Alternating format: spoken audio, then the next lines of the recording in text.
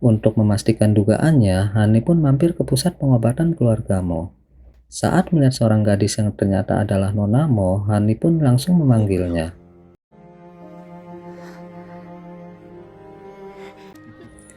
Mereka pun berjalan-jalan dan saling menceritakan pengalaman masing-masing. Nona Mo pun bercerita kenapa dia bisa berada di benteng keluarga Yan. Jadi pada waktu tahun lalu, Mansion Mo diserang oleh Sekte Pelangi yang merupakan musuh lama ayahnya. Walaupun dia sendiri bisa selamat, tapi peristiwa itu telah merenggut nyawa ibunya. Nona Mo juga memberitahu Hanli kalau beberapa bulan sebelum Mansion Mo diserang, tiba-tiba Kuhun bertingkah aneh dan kabur ke arah gunung. Nona Mo pun mencoba mencarinya, tapi tiap kali dia mendekat, Kuhun selalu berlari menjauh, sampai akhirnya Sekte Pelangi menyerang Mansion Mo dan lonceng jiwa hilang entah kemana. Setelah kejadian itu, Nona Mo yang hidup dalam pelarian mengembara kemana-mana, sampai akhirnya dia tiba di Benteng Yan. Dan dengan berbekal buku pengobatan yang dulu Hanli berikan, dia membuka klinik kecil-kecilan untuk bertahan hidup. Nona Mo pun mengungkapkan perasaan senangnya karena bisa bertemu kembali dengan Hanli.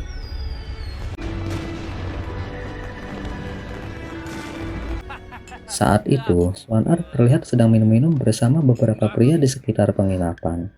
Tapi saat dia melihat Hanli berjalan-jalan dengan Nona Mo, tiba-tiba dia terlihat kesal dan langsung pergi meninggalkan tempat tersebut. Hanli yang juga tiba di tempat itu dan mendengar pria-pria itu memanggil Swanar jadi merasa khawatir. Dia pun pamitan kepada Nona Mo dan langsung mencari Swanar. Saat melihat beberapa orang tergeletak dan mendengar suara tawa pria yang berasal dari kamarnya, Hanli pun langsung mendobrak masuk dan menyerang pemuda bertopeng yang memegang Swanar yang terlihat tak berdaya. Suara ribut-ribut membuat beberapa orang menuju ke kamar Hanli, tapi Hanli hanya bilang kepada teman-temannya yang bertanya kalau tadi hanya ada pencuri. Setelah mereka bubar, Hanli pun mencoba menyadarkan Swanar. Swanar sendiri nggak sadar apa yang barusan terjadi. Setelah memeriksa keadaan Swanar, Hanli pun memberinya pil dan menyuruhnya untuk beristirahat. Hal itu membuat perasaan suka mulai tumbuh di hati Swanar. Hanli juga langsung memasang jimat untuk berjaga-jaga. Karena Swanar takut ditinggal sendiri dan minta ditemani, akhirnya malam itu Hanli berjaga di kamar tersebut. Dia nggak menghiraukan Swanar yang bertanya menggoda apakah Hanli nggak merasa dingin duduk di lantai. Paginya, Hanli dan Swanar menghadiri perayaan. Mereka juga bertemu teman-teman dan saling menyapa. Nggak seperti kemarin, Swanar pun menurut saat Hanli memintanya untuk mengikutinya. Sementara di atas benteng, pemuda bertopeng mengawasi jalannya perayaan. Sampai seorang pengawalnya memintanya untuk segera berganti pakaian.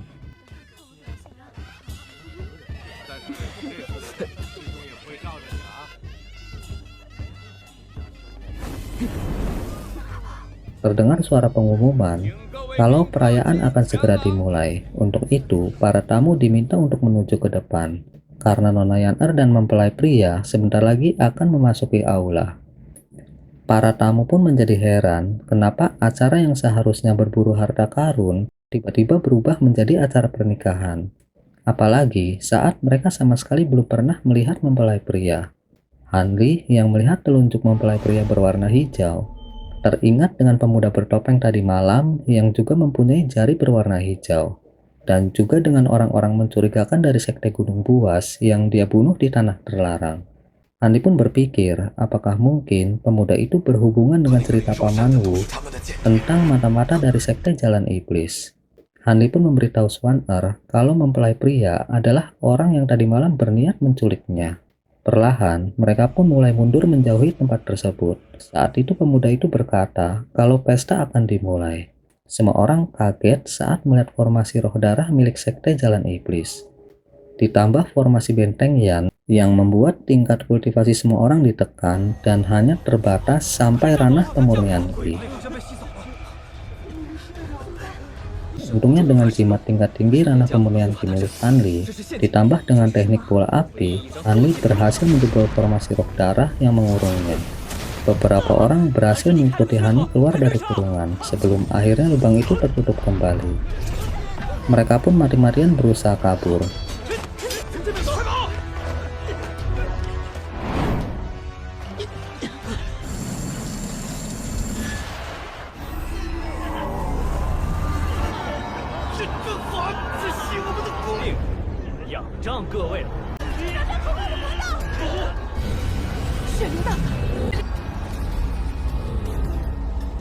Sementara Hanli dan Swan-er terus berusaha melepaskan diri dari kejaran anak buah Wan Chao dan Benteng Yan.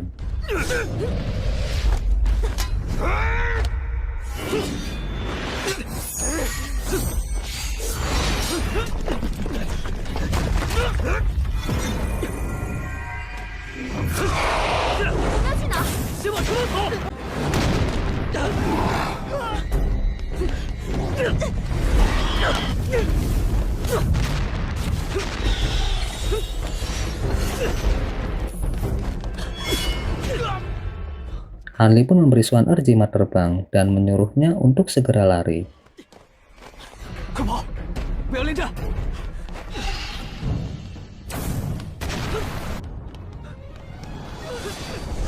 Tapi ternyata semua jalan keluar dari benteng udah diblok. Saat itu Senior Ba minta Hanli untuk lari duluan membawa Swan-er, sementara dia akan berusaha menghalau monster-monster.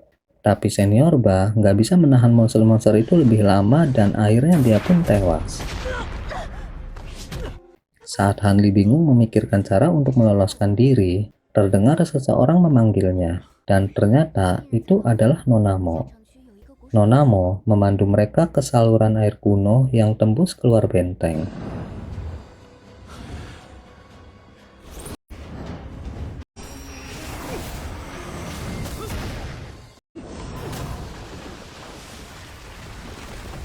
Sementara itu, Wan Chao akhirnya selesai mentransfer jiwa-jiwa kultivator ke tubuh Yan-er. Dia menenangkan ketua Yan yang khawatir kalau Yan-er sebentar lagi juga akan bangun. Setelah itu, dia pun langsung mengejar orang-orang yang mungkin masih hidup. Setelah Hanli menutup jalan masuk, Hanli, Nona Mo, dan Swan-er akhirnya sampai di luar benteng. Tapi saat itu Wan Chan telah menyusul mereka. Karena Nona Mo adalah manusia biasa dan gak punya kekuatan, Hanli menyuruhnya untuk pergi duluan. Sementara dia dan Swan-er akan mencoba menahan Wan Chan. Setelah menanyakan nama Hanli, Wan Chan pun langsung menyerang.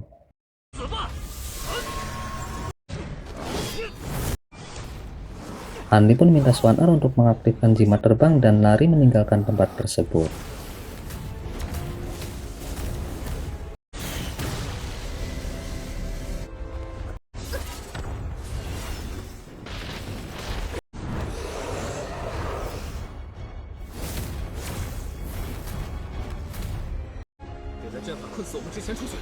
Dengan bantuan tenaga lontaran dari Hanli, akhirnya Swan-er bisa selamat.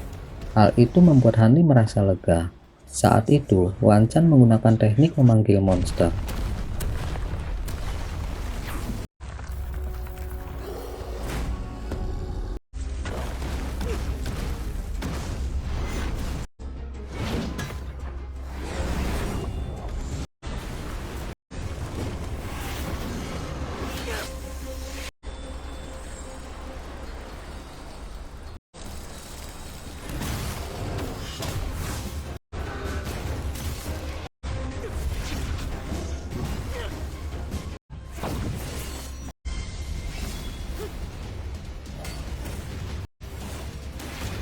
Dan akhirnya dia berhasil membunuh monster tersebut.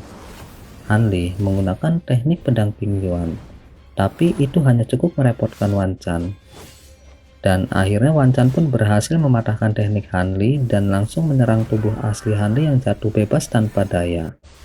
Saat nyawanya dalam bahaya, Hanli pun menyerang Wan Chan dengan racun api hijau. Wan Chao pun kaget saat menyadari dirinya keracunan hebat. Dia merasa heran dengan Hanli, yang seorang kultivator jalan lurus, tapi menggunakan teknik racun seperti yang biasa digunakan para kultivator jalan iblis. Wan Chan pun akhirnya kabur. Hanli yang juga mengalami luka yang cukup parah, nggak mau mengambil risiko mengejar Wanchan. Dia memilih untuk segera meninggalkan tempat tersebut. Setelah mencari-cari, akhirnya dia bisa menemukan Nonamo. Hanli pun mengajaknya naik dan langsung memacu perahu anginnya. Nonamo sangat khawatir saat melihat Hanli terluka. Tapi perasaannya segera tenang setelah Hanli bilang dia udah minum obat dan baik-baik aja. Nonamo pun menanyakan rencana Hanli ke depannya, tapi Hanli hanya diam. Seperti kebiasaannya, setiap mendapatkan pertanyaan yang sulit dia jawab. Seperti juga waktu dulu saat Nonamo minta Hanli tinggal lebih lama di Mansionmo. Hanli yang melihat rombongan karavan, minta Nonamo untuk ikut mereka ke kota raja. Nonamo yang mendengar itu pun merasa resah, karena sebenarnya dia nggak mau lagi berpisah dengan Hanli.